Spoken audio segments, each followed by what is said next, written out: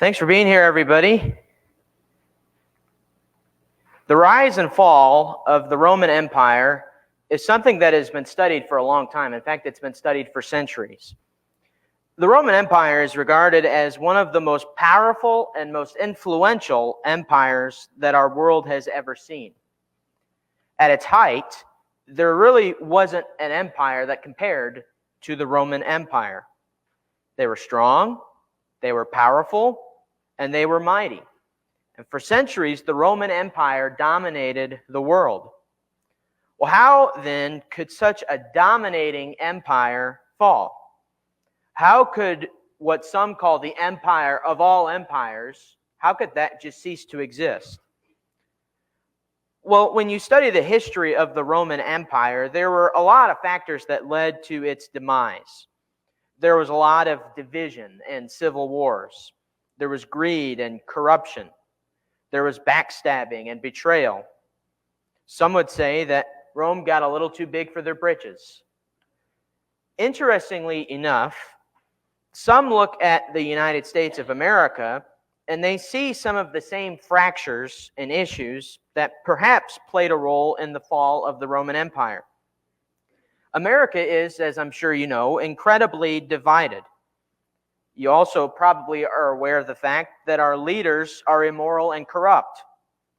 Faith in institutions is crippling. These all seem to point to an impending implosion. The warning signs are certainly there. This is a look at some of the largest empires to have ever existed, just in terms of geographic size. I have here 5 empires. This isn't the top 5.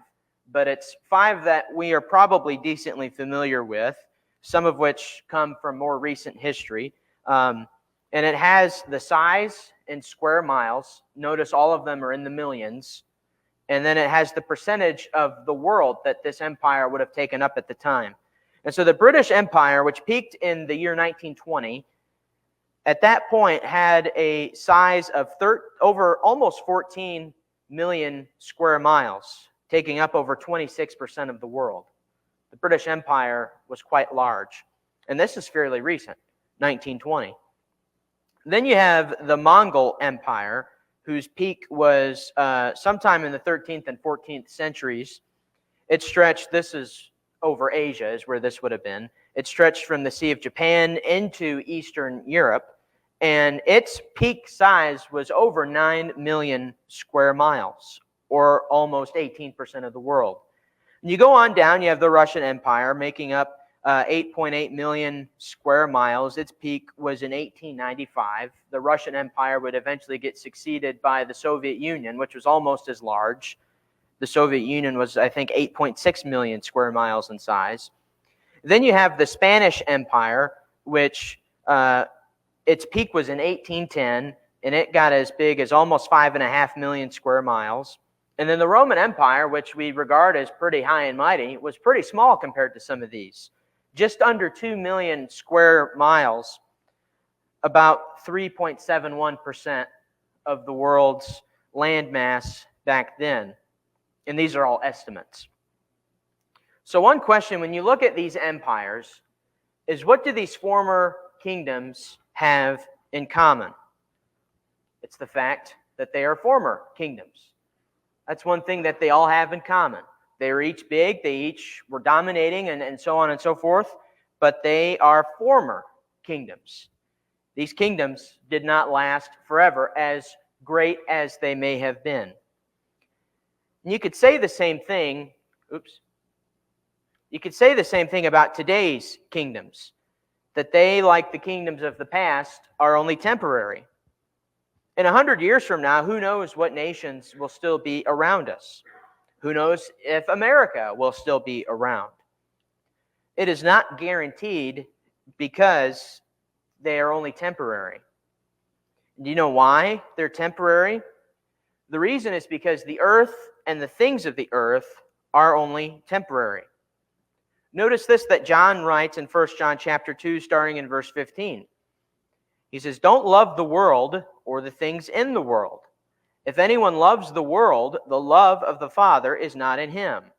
For all that is in the world, the desires of the flesh and the desires of the eyes and pride of life, is not from the Father, but is from the world. And the world is passing away along with its desires. But whoever does the will of God abides forever.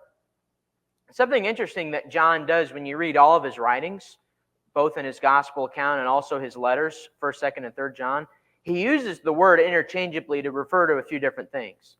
For example, in John 3:16, he says, "For God so loved the world that he gave his only begotten Son."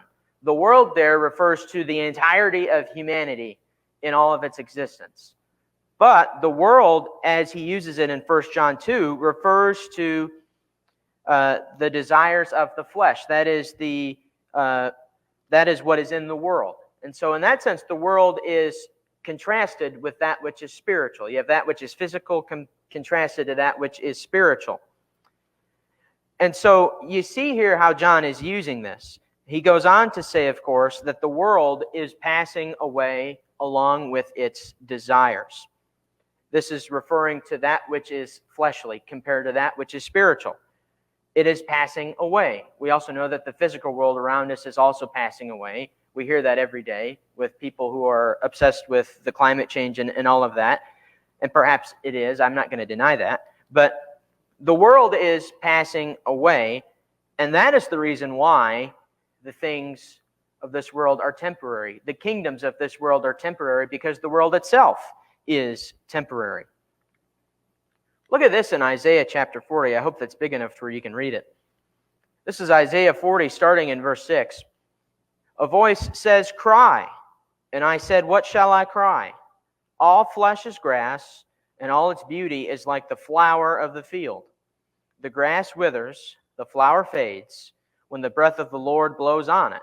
Surely the people are grass. The grass withers, the flower fades, but the word of our God will stand forever. Repeatedly here we see attention toward the fact that the things of this earth, here the prophet describes as the grass and then the flower of the field. We see it repeatedly here that these things are temporary. The grass withers and then the flowers fade. And yet here in this passage, we see that they're compared to flesh, to humanity, to us. Well, here lies the problem. Humanity is temporary just as the world is temporary. The kingdoms of earth are temporary because the earth and the people of the earth are temporary. One thing that's interesting when you think about the kingdoms of the past and even modern day kingdoms, empires, nations, so on and so forth, is they have a sort of head of state, a president, a prime minister, whatever you might want to think about. Well, they're just a person. Eventually, they will not be here anymore. And what's going to happen to the nation when that person goes away? What will happen to the United States when we have a new president at the beginning of next year? Well, there's a lot of discussion about that, depending on who gets put in and so on. What will happen if, say, Russia gets a new head of state? If Vladimir Putin steps away or something happens to him, what would happen to Russia? We don't know. We don't know what that would hold because Vladimir Putin has been in power for so long, it seems. The leaders are people. And the leaders are temporary, just as their kingdoms are temporary, just as the world itself is temporary. But we see that God's kingdom, which is the theme of what we've been discussing here this week during Reach Week, God's kingdom is not of this world. One of my favorite passages is this exchange that Jesus has in John chapter 18, where Jesus answers and he says, "My kingdom is not of this world. If my kingdom were of this world, my servants would have been fighting, that I might not be delivered over to the Jews. But my kingdom is not of, or not from, this world." And so we see Jesus here talking about this kingdom. He's not denying the fact that he's a king, nor is he denying that he has a kingdom. But what he's saying is that his kingdom is not of this world. This is not a physical kingdom. It's a spiritual one. If his kingdom was of this world, he'd have his subjects fighting on his behalf, as he says. His servants would be fighting. But his kingdom is not of this world. It's of the world that is to come. And so we see that God's kingdom is eternal, which stands in a large contrast to the kingdoms of the earth. We've seen them rise and fall over the years, and they will continue to rise and fall as time goes on. But God's kingdom is eternal. God's kingdom has risen up, and it will never fall. Consider this from Daniel chapter 2. This was our scripture reading on Sunday morning. And in the days of those kings, this is in the midst of a vision that the king of Babylon was having. He says, in the days of those kings, the God of heaven will set up a kingdom that shall never be destroyed, nor shall the kingdom be left to another people. In other words, it's not as if Assyria is going to come and take over Israel, and then Babylon takes over Assyria, and then Greece takes over Babylon, and then Persia takes over Greece. It's not like that. That's not how it's going to be. Nor shall the kingdom be left to another people. It shall break in pieces all these kingdoms and bring them to an end, and it shall stand forever. We see that the God of heaven will set up a kingdom, and we understand that that kingdom has been set up. Because it's been set up, it will never be destroyed, and it will stand forever, no matter who might be against it, no matter what forces may be against it. It will stand forever.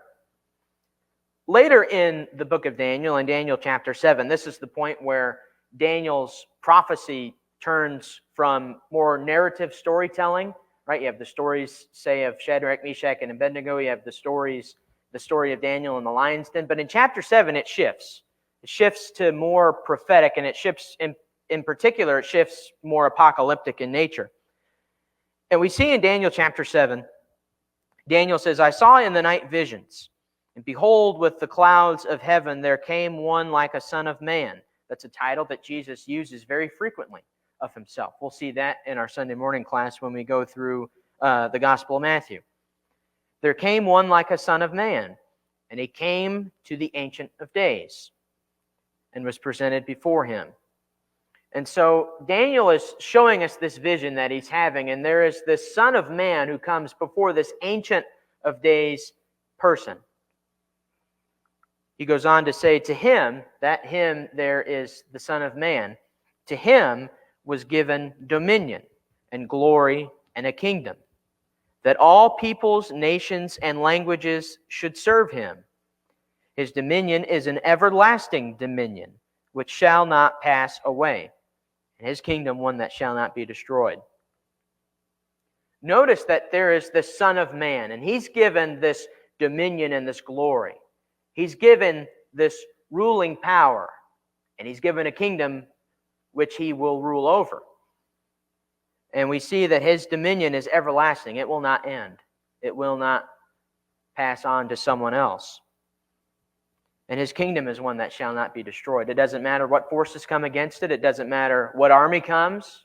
It will stand forever, and it will not be destroyed. Consider the promise that God gave to David in 2 Samuel chapter 7. This is a promise that the Jews were very familiar with.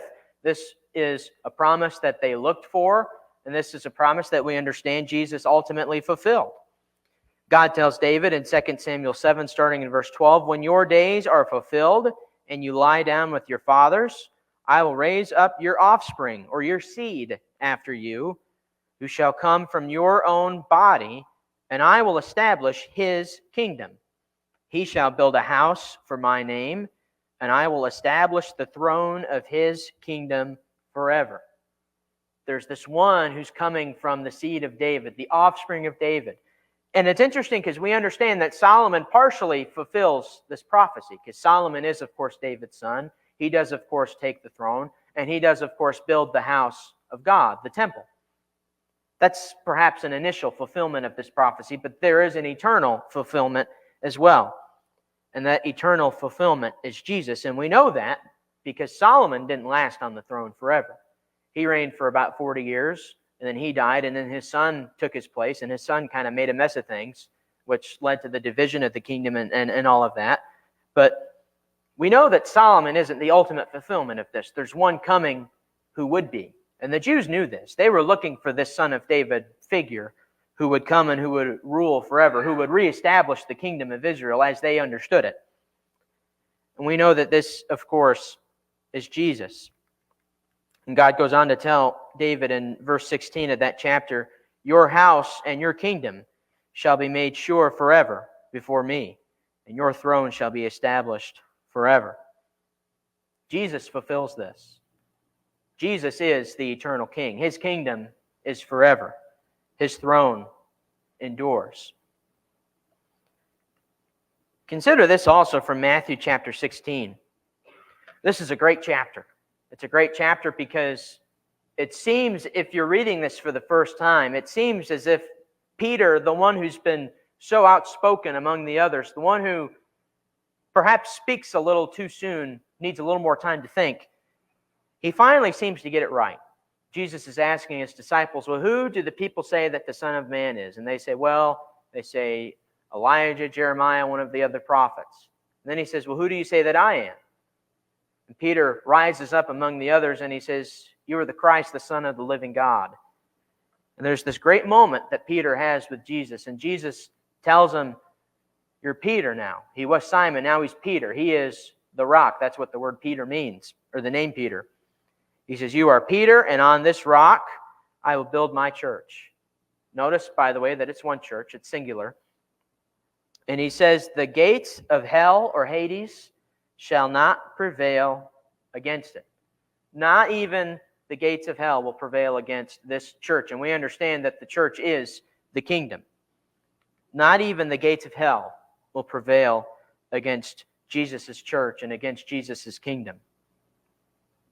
We have this great message in Hebrews chapter 12, where the writer says, "Therefore let us be grateful for receiving a kingdom that cannot be shaken, and thus let us offer to God acceptable worship with reverence and awe, for our God is a consuming fire." He says here that we have a kingdom that cannot be shaken. The context of this is very interesting in Hebrews chapter 12. The Hebrew writer is talking about how God will remove that which can be shaken. In other words, he's going to bring the temporary things to an end. That's what he says in verses 25 through 27. Those things that can be shaken, the temporary, the earthly things, such as the kingdoms of the earth, they will be removed. But that which cannot be shaken, the eternal things, like the kingdom of God, these things will remain. And so we have received a kingdom that cannot be shaken. And the reason for that, the reason that God's kingdom is permanent or that it is eternal, is because God himself is eternal. Contrast this with the kingdoms of the earth. The earth is temporary, the kingdoms are temporary, the monarchs over those kingdoms are all temporary. They all die one way or another, but not with God's kingdom. God's kingdom is eternal because God himself is eternal. There's a lot of great verses you could turn to in looking at the permanence of God. I guess that's a word. Go back to Isaiah 40, where the prophet says, "Have you not known?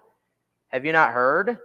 The Lord is the everlasting God, the creator of the ends of the earth. He does not faint or grow weary. His understanding is unsearchable." Isaiah makes it plain here in this oracle that the Lord, Jehovah, is the everlasting God. To be everlasting means he's the beginning and the end. He stretches across all time. And the only God that we could say that of is Jehovah. The Lord is the everlasting God. He is the creator. He's the creator of all things, the author of life itself. And he does not faint or grow weary. He doesn't get tired. Imagine that, huh? Not getting tired, not growing faint or growing weary. And we know from this that his understanding is unsearchable. Consider this also from Psalm 90. This is supposedly a psalm of Moses. And it says in verse 2, "Before the mountains were brought forth," before things were created, "before the mountains were brought forth, or ever you had formed the earth and the world, from everlasting to everlasting, you are God." Think about Genesis 1 and verse 1. very first words of our Bible. In the beginning, God. In the beginning, God. He's there. We understand that He has always been there. He exists outside of time. God created time. He is eternal. And so we see, with regards to the permanent kingdom, that the kingdoms of earth are temporary because the earth itself is temporary. We understand that the earth is more or less a ticking time bomb. That's how scientists understand it. Eventually the earth will be destroyed, and the Bible even tells us that. We read in places about how the earth will be burned up at the end and so on. The earth is temporary. And we understand that the people of the earth are also temporary. Leaders rise up and they come down. But we see that God's kingdom is eternal because God is eternal. So what does this mean for us? How do we respond in light of such a kingdom? You may remember in years past, recently, when a certain political leader, and it's been true of multiple, so when a leader gets put into office and people threaten to leave and go to another country because they don't like how things are in their nation and their part of the world. Well, there's a greater kingdom that we can all be a part of, the permanent kingdom that belongs to God. So how do we respond to this in light of the fact that there is an eternal kingdom out there and there is an eternal king? CJ spent a lot of time in Matthew chapter 6 yesterday, and he was cramping my style, not just because of this class, but because of my Matthew class. I like to give him a hard time, especially because he's not here. I know he's listening. But in Matthew 6, there's a lot in terms of how people of the kingdom are to act. And that was the point of CJ's lesson. In light of the kingdom, how do we live our life? Well, the whole Sermon on the Mount gives us a great picture, but I want to focus a little bit on what we read in Matthew chapter 6. It says, starting in verse 19, "Do not lay up for yourselves treasures on earth, where moth and rust destroy and where thieves break in and steal. But lay up for yourselves treasures in heaven, where neither moth nor rust destroys, and where thieves do not break in and steal. For where your treasure is, there your heart will be also." We see here a call to action from Jesus. There's something for us not to do, and then there's something for us to do. He starts by saying, don't lay up for yourselves treasures on earth. And the reason why is, again, because it's all temporary. These treasures on earth that we can lay up, things like money, wealth, possessions, good favor even from other people, these are all temporary things. As Jesus puts it, moth and rust destroy. Thieves break in and steal. These things will not endure forever. They won't endure the test of time. An expression that I hear people say is, you can't bring those things with you to heaven, no matter what it may be. And I know we have things that are precious to us. Some of it may be for sentimental reasons. Some of it may be because of the sheer value of some of these things. But that's not where we are to lay up our treasures. That's not where all of our attention needs to be. Instead, Jesus says to lay up for yourselves treasures in heaven. The things that you cherish the most, are they earthly things or are they heavenly things? The things that you treasure the most, are they temporary things or are they eternal things? The things that you treasure the most, can moth and rust destroy them? Can thieves steal them? Or is it guarded for us in heaven? Jesus calls us to lay up our treasures in heaven, spiritual things. And the reason is because these treasures are eternal. Moth and rust cannot destroy these things. Thieves cannot break in and steal these things. And he gives a great application in verse 21. For where your treasure is, there your heart will be also. The things you treasure, those are the things that matter the most to you. That's where your heart is. So where are our hearts? Are they on that which is temporary? Or are they on that which is eternal, that which is permanent? Are we thinking about the temporary kingdoms, or are we thinking about the permanent, godly kingdom? Later in this chapter, Jesus shifts the focus from that which we treasure to that which we need to live, to keep going through this life. He says in verse 25, "Therefore I tell you, do not be anxious about your life, what you'll eat or what you'll drink, nor about your body, what you'll put on it. Is not life more than food, and the body more than clothing?" These are things that we need, aren't they? These are things to sustain us through this physical life that we find ourselves in. We can't survive without food.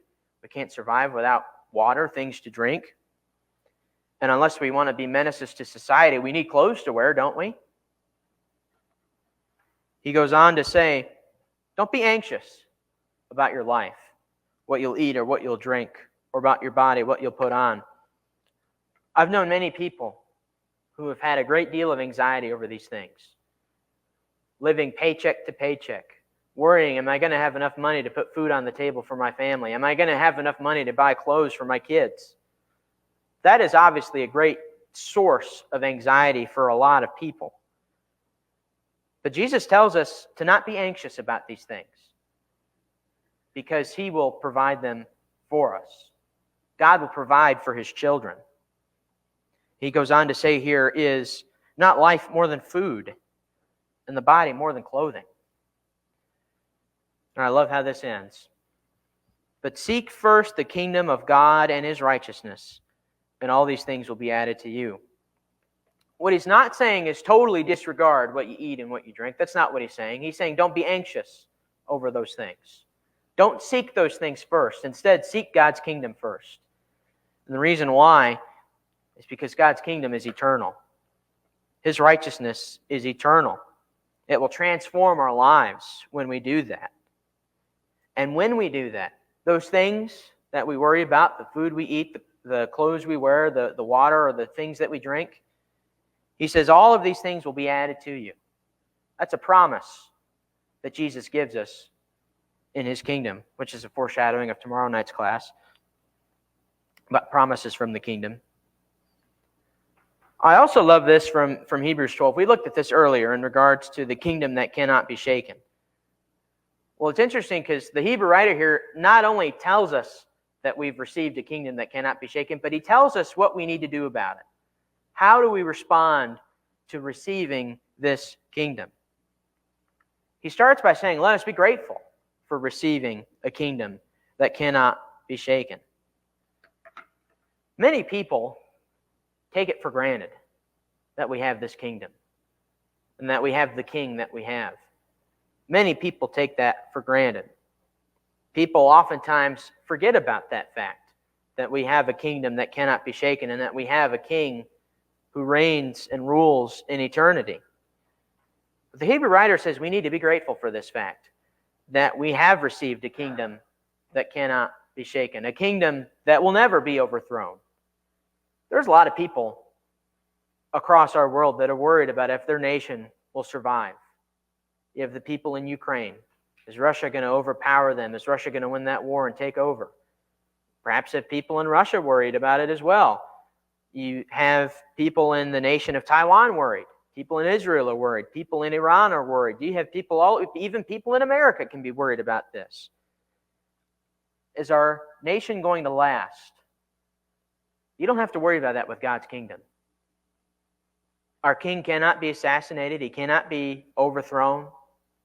And our kingdom cannot be destroyed. So he says, let us be grateful for this fact that we have a kingdom that cannot be shaken. And then he says, let's offer to God acceptable worship, doing so with reverence and with awe. When God does something for us, the appropriate response is, I think, perfectly outlined here by the Hebrew writer. One, be grateful for it. But then two, offer something to God. And I know comparatively we can't give much to God that He doesn't already have. But one thing we can offer is acceptable worship. Worship the way that He wants us to do so. And so we offer this acceptable worship. But it's not just the worship we offer, it's how we offer it. What's our mindset as we offer it? He says to do so with reverence and with awe. To have that reverence is to have a sense of seriousness to it. To take it seriously, to not take it lightly. And to do so with awe is to do so in light of knowing how powerful God truly is and how small we are in comparison. Doing so with reverence and with awe is often neglected.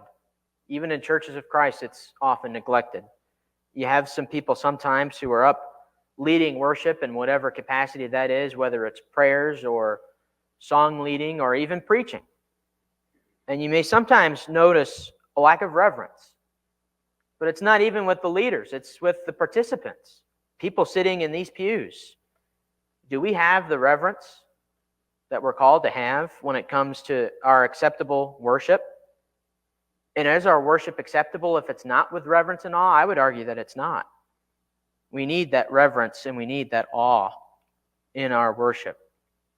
That is how we respond to this kingdom, this eternal, this permanent kingdom. We show our gratitude for it. We worship God, our King, for it.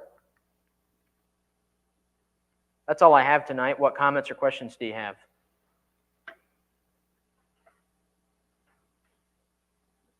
Everett? It's talking about the storing up things on earth versus the heavenly treasures. I heard something today on the radio. Kobe Bryant's locker was up on auction. Did you hear this? Yeah, it sold for $50 or something. $2.9 million. Yeah. To buy his locker. His locker was in a certain place they played from like 2003 to 2016 or something. And I thought, wow. I mean, that person obviously had the wherewithal to be able to do that. What could you do, though, in terms of good with $2.9 million? You know, I don't know. Just an interesting situation, for sure. Everett was drawing on the idea from what Jesus said about laying up treasures on earth versus in heaven, and I saw it too. Kobe Bryant, if you don't know who he is, he was a basketball player. He's deceased now, and it's perhaps why his locker sold for so much money. Is his locker from when he played sold for almost $3 million. I saw another thing from when he played his last game in 2016. Someone tried to auction off on eBay a bag of air from that game, and they put like tens of thousands of dollars on it or something crazy like that. If someone's willing to pay that kind of money for something like that, and I understand that's a pretty memorable thing to have, Kobe Bryant's locker. Think about how valuable that is, and think how much more valuable is what we have with the kingdom. And think about if someone valued God's kingdom as much as they valued that locker with that kind of money. That's just, for one, it's unfathomable to think about having that kind of money to put towards something like that. But it's another thing to value something that much. Think about how much more valuable our kingdom is. Anything else?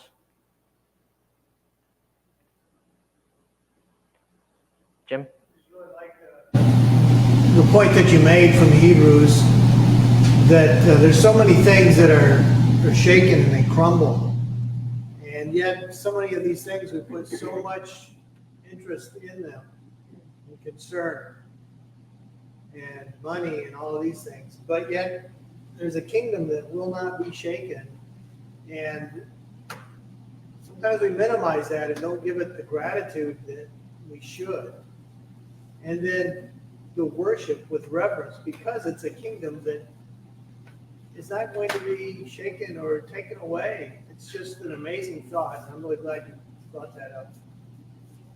Something that You just made me think about is, when we have something and it's stable, we take that for granted so often. You have a stable vehicle for all these years. All of a sudden it starts going bad because it gets old, and you haven't had that worry for the last 6-8 years. Now all of a sudden, boom, your vehicle starts going bad. And our health.